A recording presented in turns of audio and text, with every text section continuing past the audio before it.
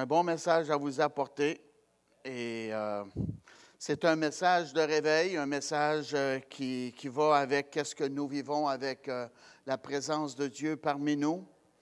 Et c'est sur Samson, le symbole de l'Église. Amen. Et est-ce que vous voulez avoir un homme de Dieu vrai ou un faux comme pasteur? Un vrai? Voulez-vous entendre Dieu vous parler ou vous ne voulez pas? Oui, oui. OK. Bon, si vous avez la Bible, allez, s'il vous plaît, dans 1 Thessaloniciens.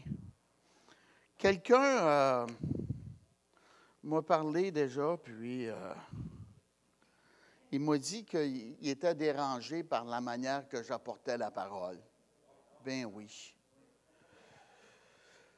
Puis, on ne le voit plus. Mais regardez, l'apôtre Paul, était-tu un bon prêcheur, d'après vous? Hein? Oui, oui, il était inspiré de Dieu, hein? Oui, oui. Puis, pensez-vous qu'il avait un bon caractère pour enseigner? Oui, hein? Amen. Et j'ai plusieurs personnes que je suis après formées pour apporter la parole ici à l'Église. Et je vais juste vous parler un petit moment sur comment apporter la parole. OK? 1 Thessaloniciens 2, commençons au verset 1er. Vous savez vous-même, frères, que notre arrivée chez vous n'a pas été sans résultat. Amen. Quand Dieu nous appelle, il nous appelle à avoir du résultat, là. Après avoir souffert et reçu des outrages à Philippe, comme vous le savez, nous prîmes l'assurance en notre Dieu pour vous annoncer l'Évangile de Dieu au milieu de bien des combats. L'apôtre Paul, au lieu de vivre de l'adversité puis baisser les bras, il a vu que c'était dans le mille, qu'est-ce qu'il faisait, qui dérangeait, puis ça suscitait de l'adversité. Puis au lieu de baisser les bras, il a pris courage. Est-ce que l'idée est bonne? Ben oui. OK, regardez bien comment est-ce que l'apôtre Paul prêchait. Car notre prédication ne repose ni sur l'erreur, ni sur des motifs impurs, ni sur la fraude. C'était quelqu'un qui avait le cœur droit face à Dieu, puis un vrai serviteur de Dieu, puis il n'enseignait pas de faux enseignements, et il y avait de bons motifs à l'intérieur de lui pour apporter la parole. Donc, un serviteur de Dieu, il est honnête, puis il y a des bons motifs en lui. Mais selon que Dieu nous a jugés dignes de nous confier l'Évangile, ainsi nous parlons, non comme pour plaire à des hommes, mais pour plaire à Dieu qui sonde nos cœurs. Amen. Fait qu'on va entendre Dieu nous parler. Hier, j'ai écrit à quelqu'un, j'avais une situation que ça a duré plusieurs jours dans ma vie, puis ça m'agressait, puis j'avais baissé les bras dans cette situation-là à cause d'eux, puis il m'a réécrit, puis on a parlé ensemble, et fait que, comme à l'habituel, je me suis excusé. Je pensais que lui aurait pu faire la même, mais entre les gars. J'ai dit que j'étais comme du poisson, que j'étais pas bon partout, puis qu'il y avait des arêtes.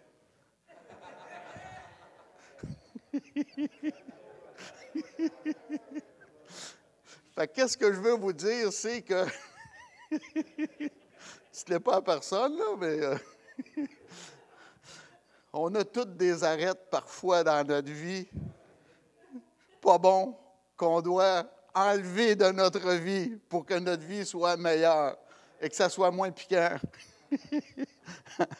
Amen. Fait que des fois, je touche à des arêtes quand je prêche, puis ça dérange des gens, mais ça, je ne peux pas faire autrement parce que je suis un serviteur de Dieu. Correct? Et à matin, il va y avoir peut-être 2 arêtes qui vont être touchées. Puis dites-moi pas « arrête ». OK? Et quand que je vous prêche, il n'y a pas de méchanceté. Je vous aime, puis je veux voir votre progrès avec Dieu. Tu correct, ça? Amen. OK, fait que verset 4, c'est tellement bon, là. Mais selon que Dieu nous a jugés dignes de nous confier l'Évangile, ainsi nous parlons, non comme pour plaire à des hommes, mais pour plaire à Dieu qui sonde nos cœurs. Amen. Jamais, en effet, nous n'avons usé de paroles flatteuses, comme vous le savez. Jamais nous n'avons eu la cupidité pour mobile. Dieu en est témoin. Amen. Nous n'avons point cherché la gloire qui vient des hommes, ni de vous, ni des autres. C'est-tu correct, ça? Être un prêcheur comme ça, hein? Ça va bien. Nous aurions pu nous produire avec autorité comme apôtres de Christ, mais nous avons été pleins de douceur au milieu de vous. Amen. Fait qu'à matin, c'est encore le même pasteur qui va vous apporter la parole. Puis si ça vous fait grimacer, bien, il faut avaler, hein? Amen. OK. Fait que Samson, le symbole de l'Église. Allez, s'il vous plaît, dans le livre de Deutéronome. Deutéronome, 7e chapitre. Deutéronome 7. Voici comment est-ce que Dieu nous voit. Deutéronome 7, commençant au verset 6. « Car tu es un peuple saint pour l'Éternel ton Dieu.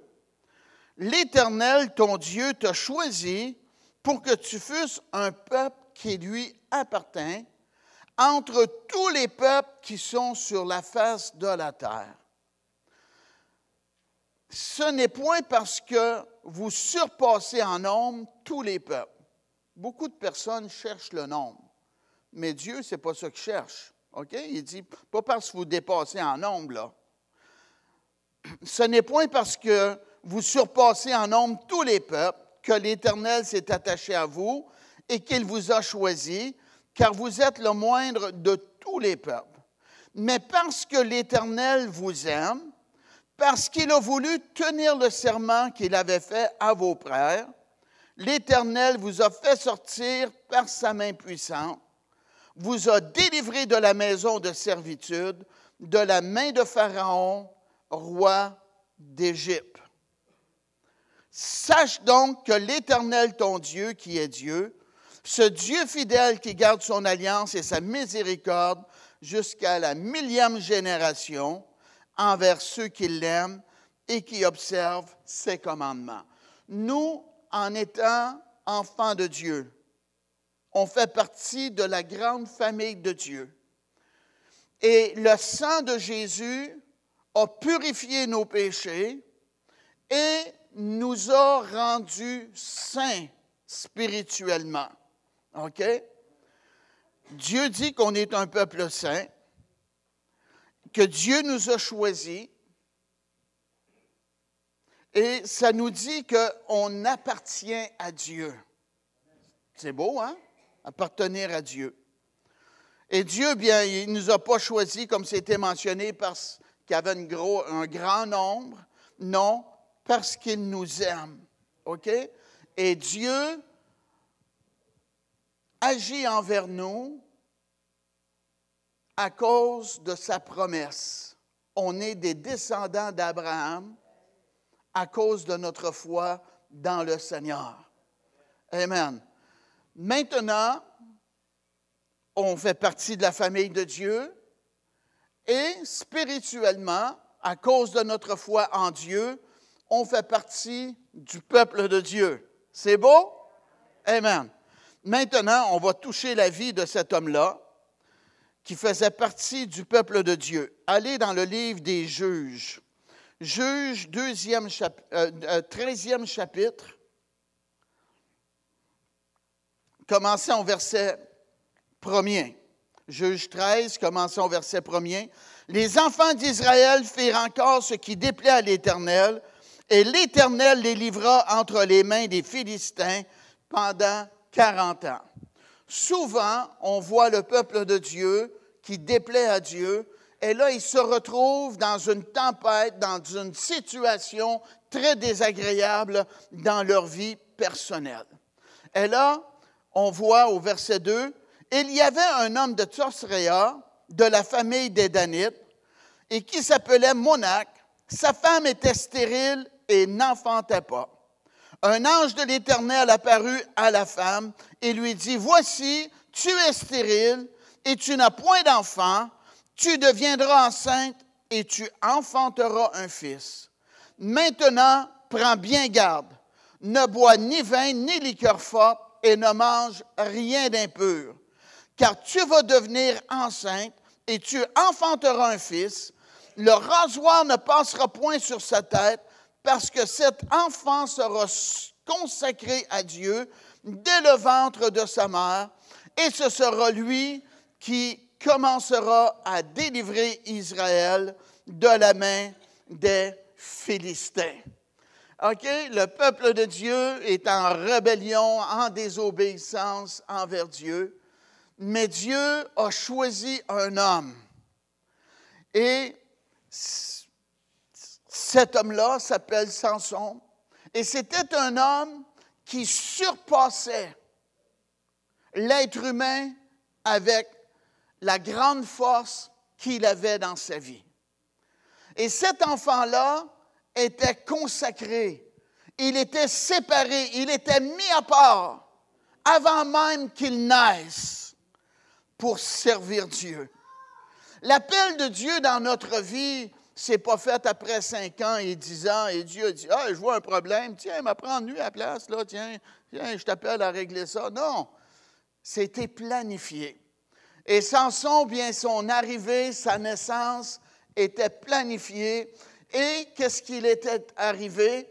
C'était qu'un miracle devait avoir lieu afin qu'il naisse, parce que sa mère était stérile. Et pareil comme Samson, nous, qu'est-ce qu'on expérimente dans notre vie personnelle? Ça ne vient pas de nos propres forces. Ça ne vient pas de notre niveau, notre degré de scolarité. Mais ça vient parce qu'on a rencontré Jésus et qu'on s'est repenti et la présence de Dieu est entrée en nous. Et pareil comme Samson, nous sommes nés miraculeusement par la présence de Dieu à l'intérieur de nous. Jésus a dit à Nicodème, « Il faut que tu naisses de nouveau. » C'est notre relation personnelle avec Dieu qui est énormément important. Amen. Et donc, Samson est né, et il devait être un Nazarien. Un Nazarien était quelqu'un qui ne devait pas boire de boissons fortes. C'était quelqu'un qui devait vivre pour Dieu. Et le Nazarien ne devait pas se faire couper les cheveux, parce que c'était une démonstration de son engagement et sa consécration envers Dieu. Et lorsqu'il se promenait en ville et qu'il allait au marché, le Nazarien avait les cheveux longs. Et les gens pouvaient le pointer du doigt et dire, « Cet homme-là est un Nazarien. Il est consacré à Dieu. Il sert Dieu. » Amen. Et pareil comme Samson, notre vie personnelle, notre consécration, notre amour envers Dieu, notre temps personnel qu'on passe avec notre Dieu, amen, nous amène une force spirituelle à l'intérieur de notre vie. Pareil comme lorsqu'on mange physiquement, ça nous amène une force physique dans notre corps. Mais on a besoin de s'approcher de Dieu, de passer du temps avec la parole de Dieu, passer du temps avec Dieu, amen, passer du temps avec le Seigneur Jésus. La parole de Dieu nous enseigne que les disciples étaient reconnus pour avoir passé du temps avec le Seigneur. Amen. On veut un ministère de puissance. On veut, amen, un ministère qui apporte la victoire, la délivrance. Amen. On a besoin de passer du temps ensemble dans la présence de Dieu. Les apôtres ont passé du temps dans la chambre haute. Ils étaient assis. Ils ont attendu plusieurs jours avant de recevoir la force, la puissance de Dieu dans leur vie personnelle. Et la parole de Dieu nous enseigne qu'à tous les jours, cette nouvelle Église-là se consacrait, elle passait du temps avec Dieu. Et les gens avaient une fraternité ensemble. Et Samson, bien, c'est ça, il était consacré à Dieu et sa chevelure était une démonstration de sa consécration. Sa force n'était pas dans ses cheveux, sa force était avec sa relation avec Dieu. Mais cet homme-là, Dieu l'a utilisé pour faire des exploits. Et il avait un appel. Cet appel-là, c'est tellement important, tellement puissant. On peut voir dans le verset 5, la Bible nous dit, « Et ce sera lui qui commencera à délivrer Israël de la main des Philistins. » Cet homme-là avait un appel spirituel. Et cet homme-là devait être un serviteur de Dieu pour commencer à repousser l'ennemi du peuple de Dieu. Amen. Et cet homme-là, la présence de Dieu venait sur lui et il faisait des exploits avec Dieu. À main nue, dans Juge, le 14e chapitre et le verset 6, ça nous dit qu'il a déchiré le lion. L'Esprit de l'Éternel saisit Samson, et sans avoir rien à la main, Samson déchira le lion comme on déchire un chevreau. Et il ne dit point à son père et à sa mère ce qu'il avait fait. Il descendit et parla à la femme, et elle lui plut. Donc cet homme-là, la présence de Dieu venait sur lui. Et ça, c'est énormément important.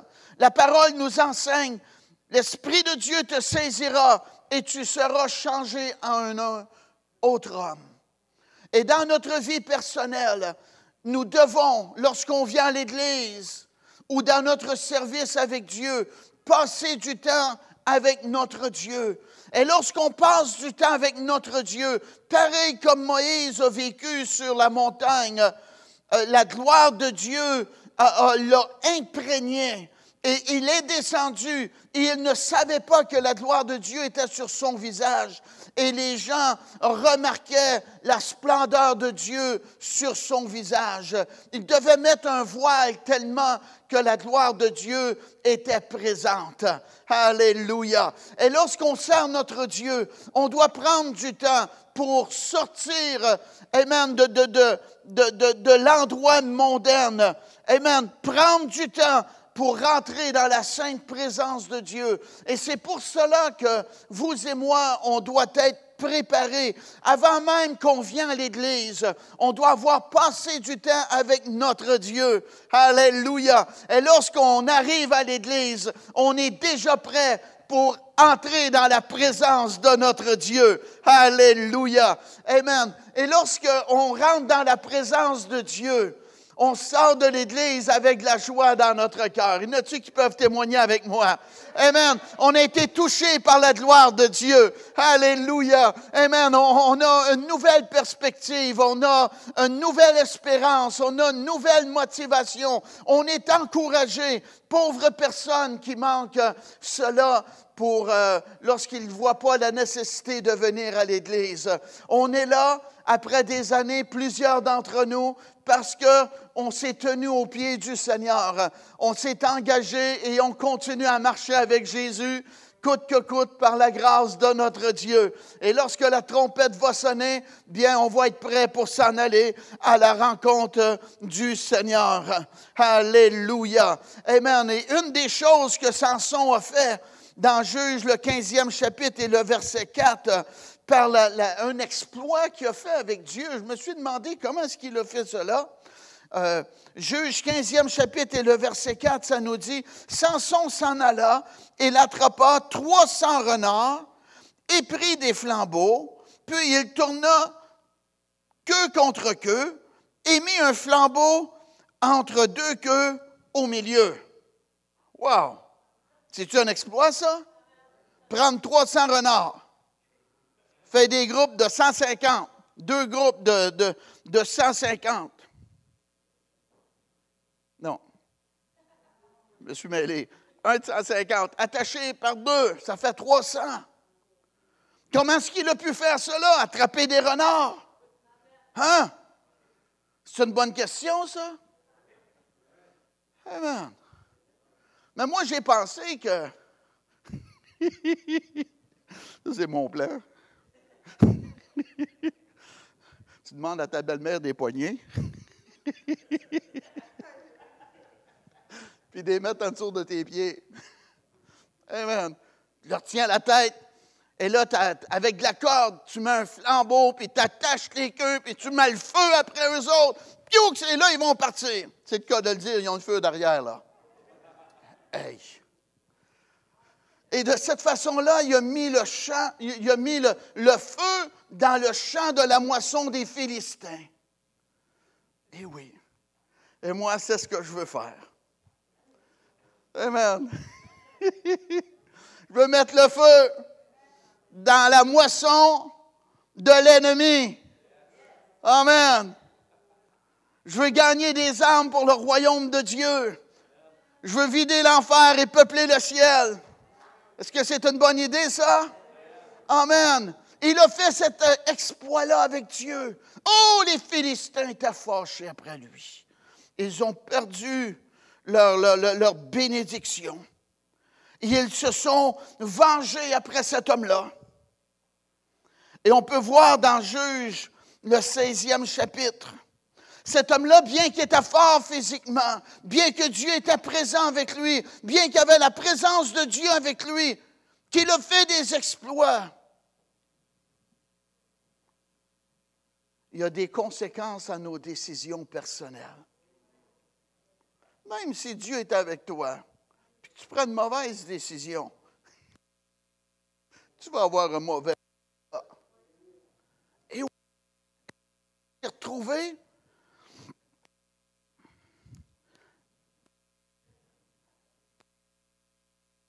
décision. Il y a eu souvent de la difficulté avec des êtres humains parce qu'ils prenaient de mauvaises décisions, des mauvaises associations dans sa vie personnelle. La Bible nous dit même, Juge 16 et le verset pour Gaza, il y vit une femme prostituée et il entra chez elle. L'homme de Dieu n'a pas d'affaire d'une maison comme ça. Uh-huh.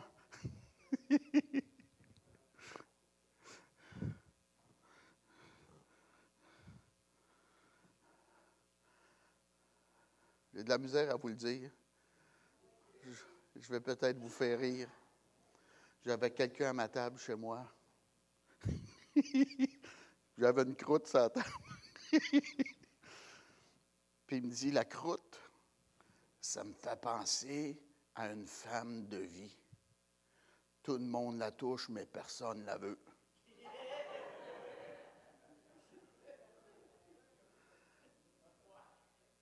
Il s'est retrouvé dans une maison de prostituées. Un homme de Dieu, c'est pas sa place.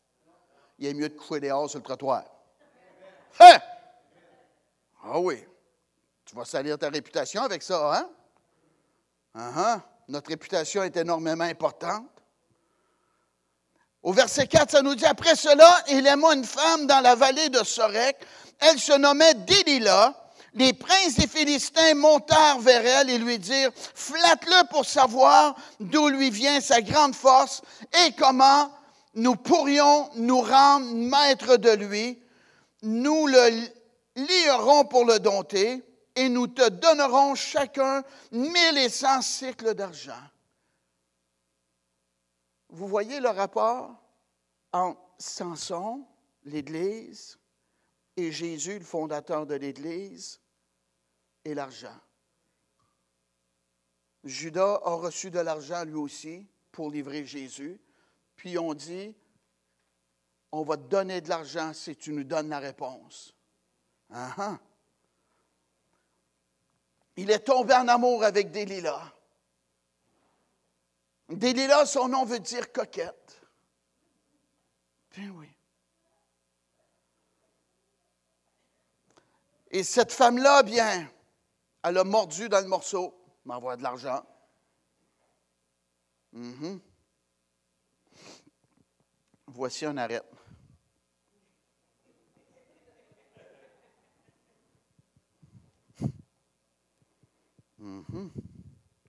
Deutéronome 7.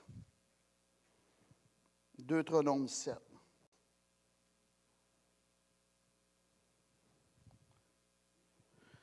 Qui veut pleurer pendant 35 ans dans son mariage?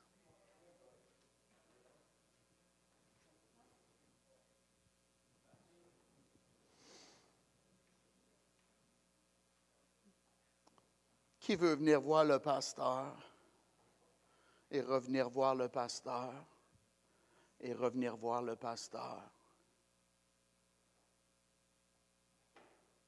et pleurer et pleurer et pleurer?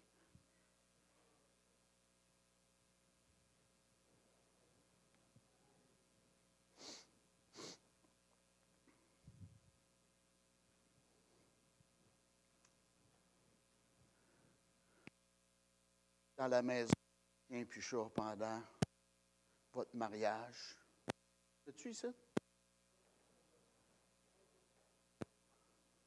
Mm-hmm. Est-ce que Dieu nous aime? Oui. Regardez qu'est-ce que Dieu dit. Et ça, on n'entend pas assez parler de cela parmi les évangéliques, les croyants nés de Dieu. On est trop relax, on aime trop et on veut donner trop une chance aux coureurs. Eh oui. Deutéronome, 7e chapitre, commençant au verset 1er. Lorsque l'Éternel, ton Dieu, t'aura fait entrer dans le pays dont tu vas prendre possession, et qu'il chassera devant toi beaucoup de nations, les Hétiens, Girgasiens, les Amoréens, les Cananéens, les Phérésiens, les Éviens, les Jébusiens, 7 nations plus nombreuses et plus puissantes que toi. Lorsque l'Éternel, ton Dieu, te les aura livrées et que tu les auras battus. Quand on embarque dans un combat, c'est une situation que Dieu doit nous avoir conduit à affronter, les livres entre nos mains, parce que la victoire nous est assurée. Ça va?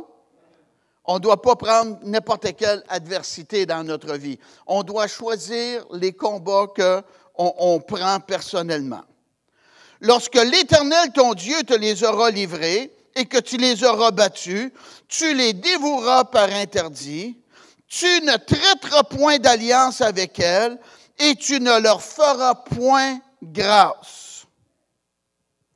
Tu ne contracteras point de mariage avec ces peuples, tu ne donneras point tes filles à leurs fils et tu ne prendras point leurs filles pour tes fils. Car ils détourneraient de moi tes fils qui serviraient d'autres dieux, et la colère de l'Éternel s'enflammerait contre vous. Il te détruirait promptement. Voici au contraire comment vous agirez à leur égard. Vous renverserez leur autel, vous briserez leurs statues, vous abattrez leurs idoles, et vous brûlerez au feu leur image taillée. Ça, on peut voir cela dans Actes, le 19e chapitre. OK? Des gens qui se sont convertis à Jésus, on a fait ça, nous, et ils prenaient leurs livres de magie, de sorcellerie. Ah oui. Moi, j'ai brûlé des disques. T'es à nouveau sauvé, là. Personne ne m'a dit de faire ça, mais je l'ai fait. Des disques du monde. J'ai brûlé ça. On a fait un feu de délivrance chez moi un soir dans ma cour. Un foyer. Insuffisant. On a parti un feu de foyer dans mon sous-sol pour continuer à brûler les livres de sorcellerie, de magie et, comment est-ce qu'on appelle ça, Ouija board aussi, des choses comme ça. 2 foyers. Et c'était encore insuffisant. On a rempli la poubelle bleue, déchiré des livres. Amen. Et vous pouvez voir cela dans Actes 19e chapitre. Ils ont brûlé. Si ce n'est pas bon pour toi, ce n'est pas bon pour les autres. Amen. Là, je veux vous avertir que nous, on n'a pas l'autorité d'aller briser des statues dans les cours de maison ou dans des municipalités. Mais qu'est-ce que je vous dis? Qu'est-ce que tu as dans la maison chez vous? Des livres malsains et des affaires pas bien. Si tu veux, tu mets ça au feu. Tu mets ça à la poubelle. Amen. Bon, ceci dit, Dieu dit, tu ne contracteras point de mariage avec ces peuples, tu ne donneras point tes fils et tes filles, tu ne prendras point leurs fils, leurs filles pour tes fils. On est un peuple saint. On appartient à Dieu, mes amis. On est un enfant de Dieu. On est un enfant de Dieu parce qu'on s'est confié dans le sacrifice parfait de Jésus à la croix.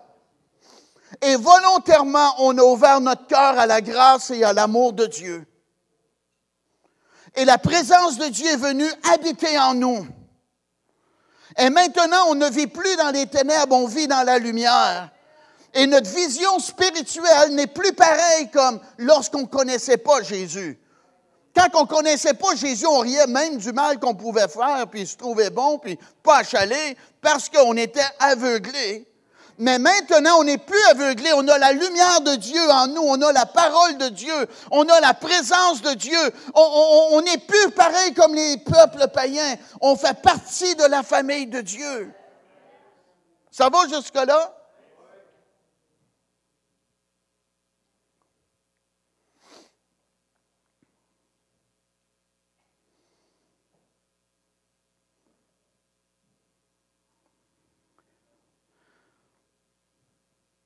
« 36 ans de pastorat.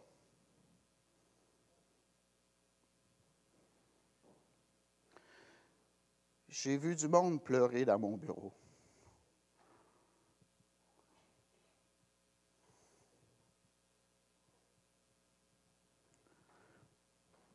Des gens mal mariés.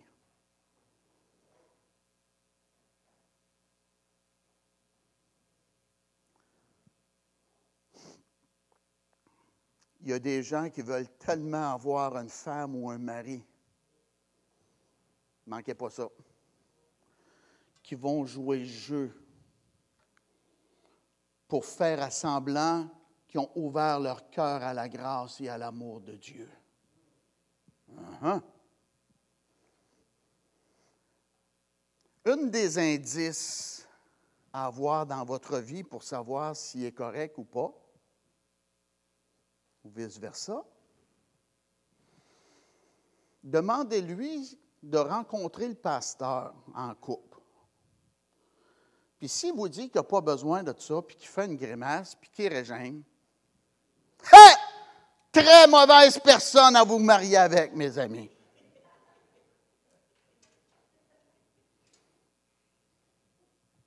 Oui. Des fois, je dis au monde, contrarie la personne pour voir vraiment qu'est-ce qu'elle a à l'intérieur d'elle. Oui. Quand elle a fait une prière, et que ça prend un chain block pour l'emmener à l'église. Paf! Mets-la dehors de ta vie, s'il vous plaît. Tu vas bâtir des liens avec cette personne-là. Et pareil comme Samson, tu vas devenir poigné par l'amour, puis elle est belle, puis elle est fine, puis elle est correcte, puis elle a des bonnes... Laisse faire les bonnes valeurs. Toi aussi, tu en as des bonnes valeurs, tu payes ton gaz. Tu fais tes paiements, tu as des bonnes valeurs. C'est pas assez avoir des bonnes valeurs, mes amis. Je sais ce que je dis. Il s'est mal associé. son association est devenue une nuisance dans sa marche avec Dieu et dans l'appel de Dieu dans sa vie personnelle.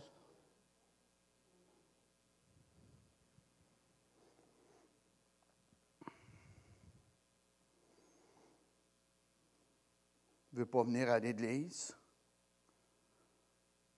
Il ne veut pas supporter financièrement l'œuvre de Dieu, où il donne très peu.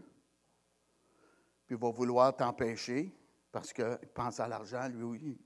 Qu'est-ce que tu donnes, il ne l'a pas. Uh-huh. Et une fois que les enfants sont nés, qu'est-ce qu'on fait?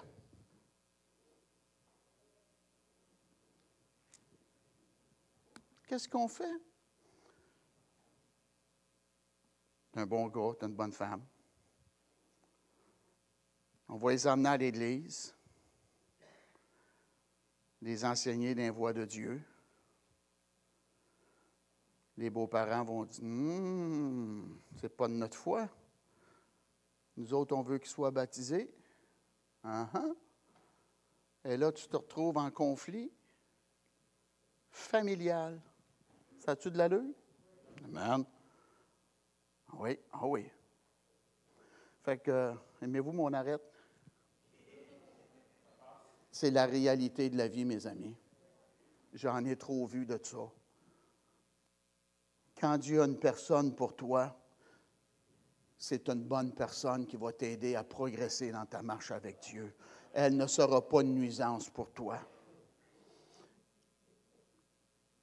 Vois son engagement.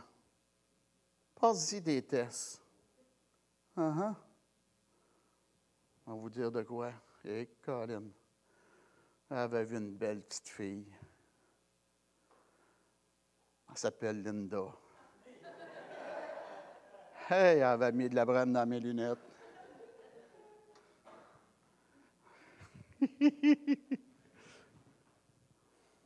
Je souriais par en bas, comme M. Trump. Elle dit, qu'est-ce qu'il y a, Daniel?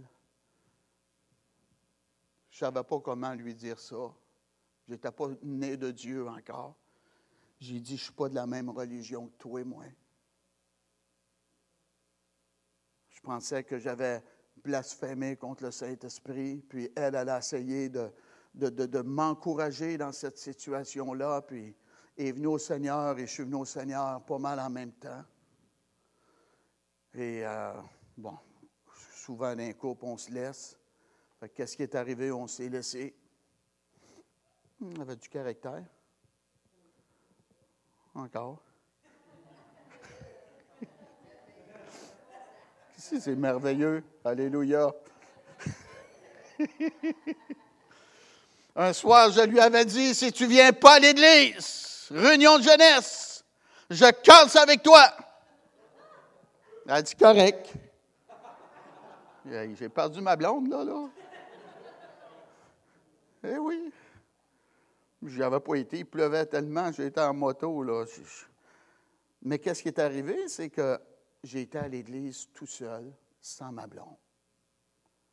Puis elle a continué à marcher avec Jésus tout seul, sans son chum. Ça, c'est un bon indice pour voir si quelqu'un est engagé ou pas sérieusement, ou si on sert de béquille spirituelle et pour être séduit. Samson, il a été séduit par Delilah. Ça lui a coûté très cher dans sa vie personnelle. Oui. Disons que les deux, vous ne connaissez pas Jésus, un couple, et quelqu'un des deux vient connaître le Seigneur. Hein, on reste avec, c'est ça que la parole nous enseigne et ne nous empêche pas de marcher avec Dieu, puis Amen, on s'est engagé quand même face à Dieu. Mais je vous dis, en tant que croyant, on doit se marier uniquement avec quelqu'un qui est né de Dieu, qui est né de nouveau. Sinon, c'est des tempêtes, de l'adversité, des pleurs, des larmes. Vous ne méritez pas cela. Dieu a quelqu'un de bon pour votre vie. Amen. Il s'est endormi sur les genoux de Delilah. Et lui a ouvert son cœur. Cette femme-là, m'a dit ça de même, elle l'a tourmenté. D'où vient ta grande force? D'où vient ta grande force? Un homme de Dieu, menteur. S'il y a de quoi je ne veux pas faire, c'est de vous mentir. Mais lui, il n'a pas été dans l'honnêteté. Il lui a menti. Mais finalement, après avoir été tourmenté comme cela, la Bible elle nous dit qu'il lui ouvrit le cœur, son cœur. Allez voir, Juge le 16e chapitre. Il lui a ouvert son cœur. Vous savez, quand quelqu'un rouvre son cœur, tiens, comme ma mère dirait, le chat vient de sortir du sac. Tiens, on vient de l'avoir, on vient d'avoir la raison. Juge 16 et le verset 18.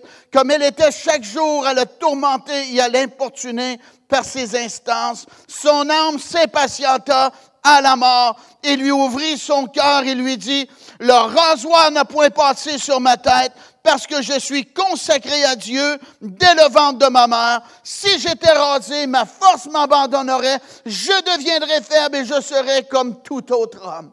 Je suis un Nazarien. Coupe-moi les cheveux et je vais devenir comme tout autre homme. » Enfant de Dieu, on n'est pas comme tout autre homme. On a la présence de Dieu avec nous. On a la présence du Saint-Esprit à l'intérieur de nous. Le Seigneur est avec nous. Alléluia. On a une force spirituelle. On est capable de résister au diable. Et la Bible elle nous dit qu'il va fuir loin de nous. Mais si tu me coupes les cheveux, ma consécration va être brisée. Et là, ma consécration brisée, ma devenir faible, pareil comme tout autre homme. Comment est-ce qu'il y a de monde qui se pense fort? Tu ne résistes pas le diable avec ton intelligence. C'est spirituel, ton ennemi. Tu le résistes avec les armes spirituelles et la puissance de Dieu.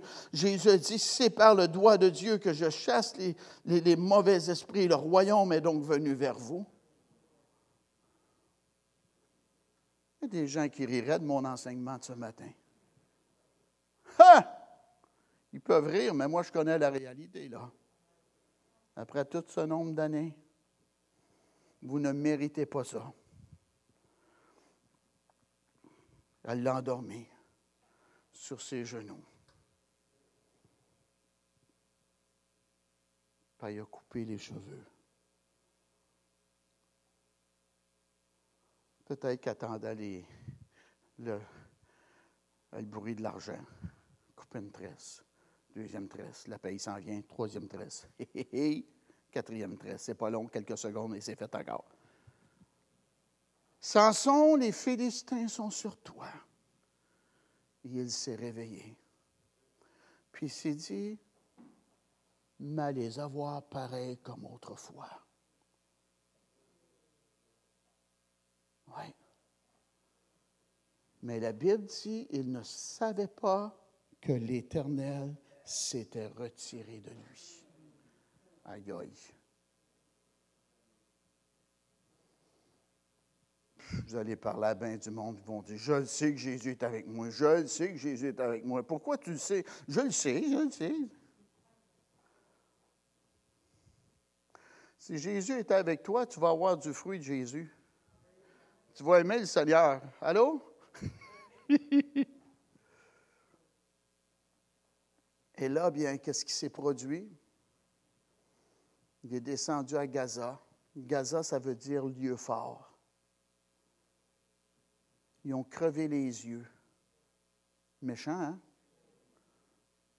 Pourquoi? Parce qu'il a été séduit. Il s'est rallié à quelqu'un qui ne faisait pas partie du peuple de Dieu, qui était un ennemi. Ah oui!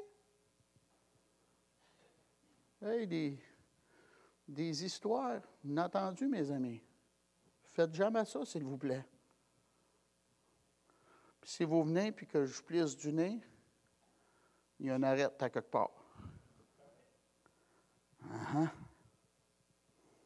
Il pensait de se défaire de ses ennemis comme autrefois, mais il n'a pas été capable.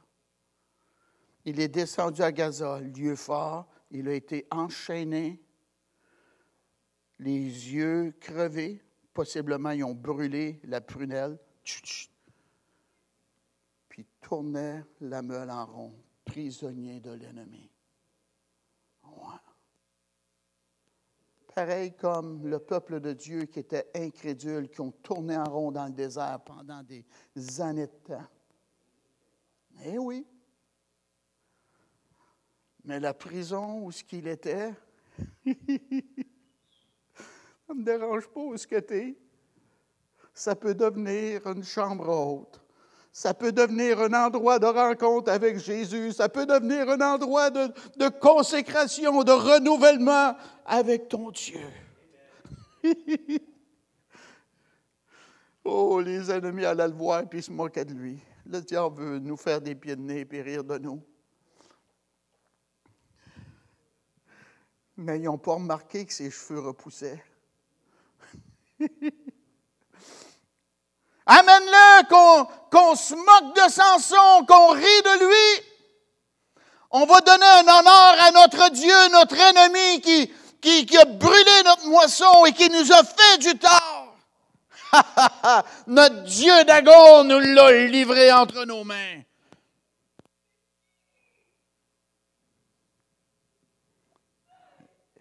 Eh oui.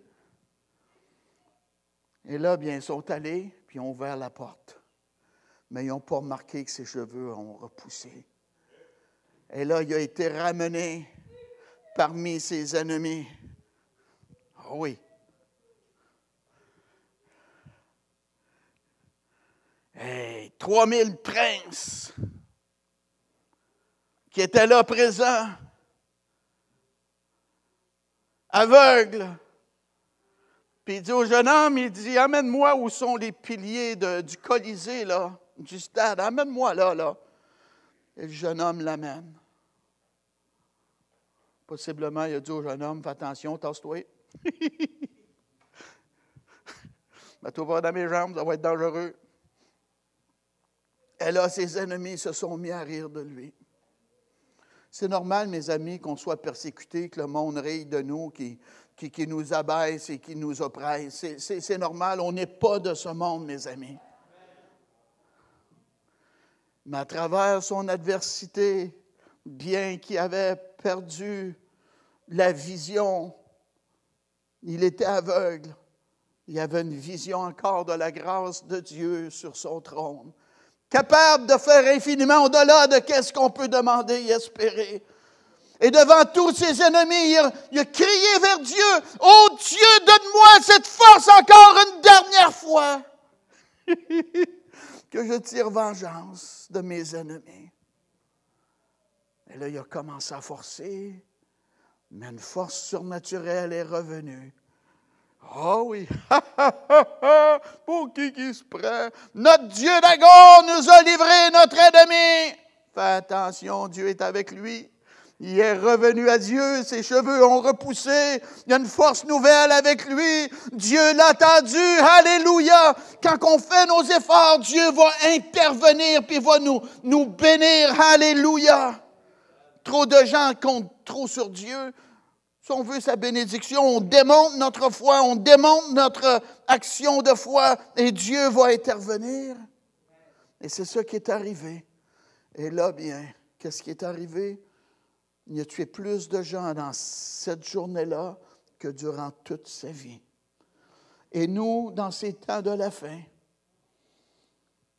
on va gagner gros des âmes pour l'avancement du royaume de Dieu, l'Église du Seigneur. Amen. On va peupler le ciel par la grâce de Dieu. On est dans un moment d'action rapide avec la présence du Saint-Esprit. Et c'est à nous d'être prêts.